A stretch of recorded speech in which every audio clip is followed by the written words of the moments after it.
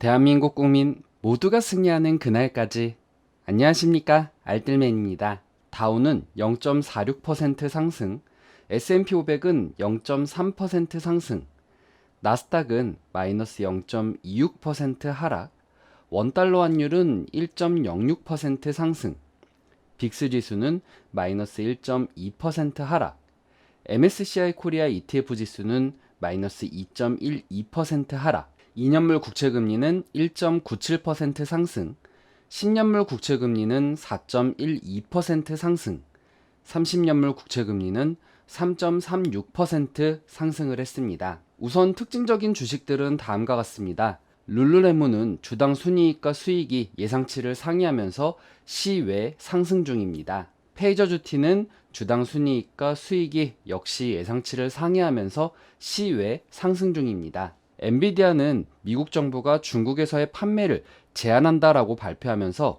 마이너스 7.67% 하락 마감을 했습니다. 이 여파로 중국에서 인공지능 칩 판매 중단 명령이 내려진 어드밴스 마이크로드 디바이스는 마이너스 2.99% 하락을 하고, 마이크론 테크놀로지, 브로드컴, 퀄컴 등이 동반 하락을 했습니다. 베드베스앤비욘드는 수요일 발표된 턴어라운드 계획이 어려움을 겪고 있는 비즈니스를 회복하기에는 충분하지 않다고 몇몇 분석가들이 언급한 후에 주가가 마이너스 8.6% 하락 마감을 했습니다. 또 새로운 자금 조달과 회사 점포를 폐쇄하고 직원들을 해고할 계획이다라고 말을 했습니다. 오크타는 월가의 상당수 은행들이 지난해 인수한 오토제로를 통합해 문제가 있다라는 이유로 자사주를 강등시키면서 마이너스 33.7% 하락 마감을 했습니다. 이날 발표된 경제지표는 다소 긍정적으로 나왔는데요.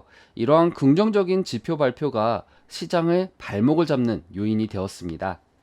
초기 실업수당 청구 건수는 23만 2천 명으로 지난주 23만 7천과 예상치 24만 8천을 하회하였습니다. 2분기 비농업 생산성은 마이너스 4.1%로 지난 분기 마이너스 4.6%, 예상치 마이너스 4.5%보다 상회되는 수치를 보여주었습니다.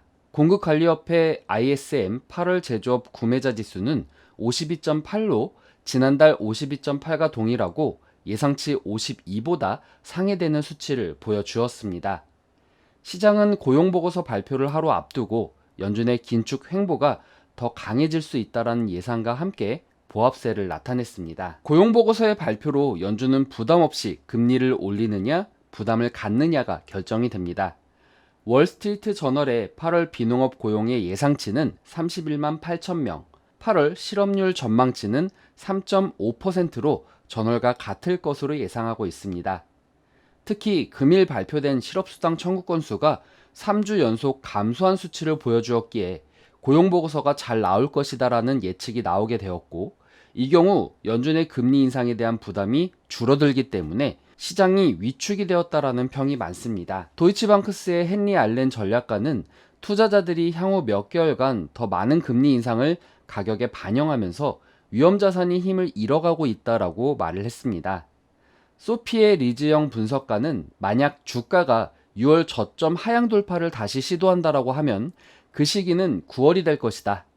그러나 주가가 하락하기 위해서는 실적 둔화 등의 직접적인 악재가 있어야 된다라고 언급을 했습니다. 패드워치에 의하면 연준이 9월 50bp 금리 인상에 대해 26% 예상을 하고 75bp 금리 인상에 대해 74% 예상을 하게 되었습니다. 다음은 원자재 가격인데요. 보시는 바와 같이 구리, 금, 은과 같은 대다수 광물들과 공유들의 가격이 내려가고 있다는 것을 오늘 확인할 수가 있었습니다. 10월물 서부 텍사스산 원유 WTI 가격은 전장보다 2.94달러 하락한 배럴당 86.61달러, 3.3% 하락 마감을 했습니다. 중국이 2100만 명의 중국 서부 수촨성 성도 청두시에 대해 이날부터 오늘 4일까지 외출 금지와 PCR 검사를 한다라고 발표하면서 수요 감소 이슈가 붙으며 유가 하락에 압력을 받았습니다. 미국과 이란이 핵 합의 복원에 대한 합의에 도달할 것으로 알려지면서 최근 이란산 원유 공급 기대가 유지되었습니다.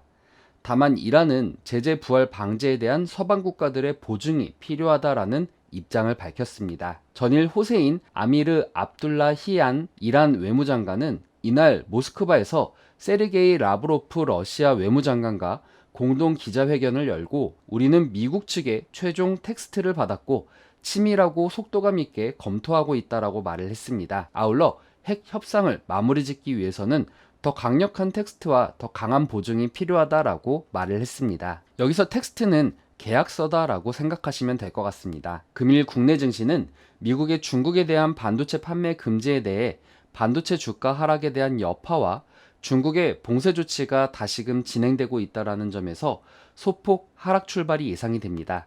하지만 반도체 이슈의 경우 어제 증시의 오후장에서 반영한 부분이 있기 때문에 선 반영한 부분으로 큰 하락폭을 만들 것 같지는 않습니다. 우려가 되는 것은 중국에 다시금 진행되는 봉쇄 조치와 내일 잘 나올 것 같은 고용보고서입니다. 고용보고서가 잘 나오게 되면 연준의 부담은 매우 줄어들기 때문에 시장이 다시금 위축될 가능성이 크며 이 부분은 국내 증시에도 여파를 몰고 올 것입니다. 원자재 가격이 하락되고 있는 점과 유가의 하락은 국내 증시에 긍정적인 역할을 하겠지만 반대로 환율의 강세와 고용 보고서의 예상치는 증시에 부정적인 역할을 할 것입니다. 오늘은 내일 고용 보고서를 보고자 하는 심리가 강하기 때문에 강한 매수세가 들어오지는 않을 것으로 보여집니다. 시장이 보합 내지 소폭 하락될 수도 있는 부분이 있을 것이다 라는 생각도 듭니다. 어찌되었건 궁극적으로 인플레이션이 잡히고 있다라는 부분에 베팅하시는 분들은 시장의 변동성을 만들어갈 때마다 조금씩 모아가시는 것도 방법일 수 있겠지만 공격적인 매수는 위험 리스크를 안고 가는 것이다 라고 생각을 합니다. 오늘도 성투하시고요. 오늘 내용 괜찮았다 생각되시는 분들은 하단의 구독과 좋아요, 알람 설정을 눌러주시면 제가 영상을 만드는데 큰 힘이 될 것 같습니다. 오늘도 시청해주셔서 감사합니다.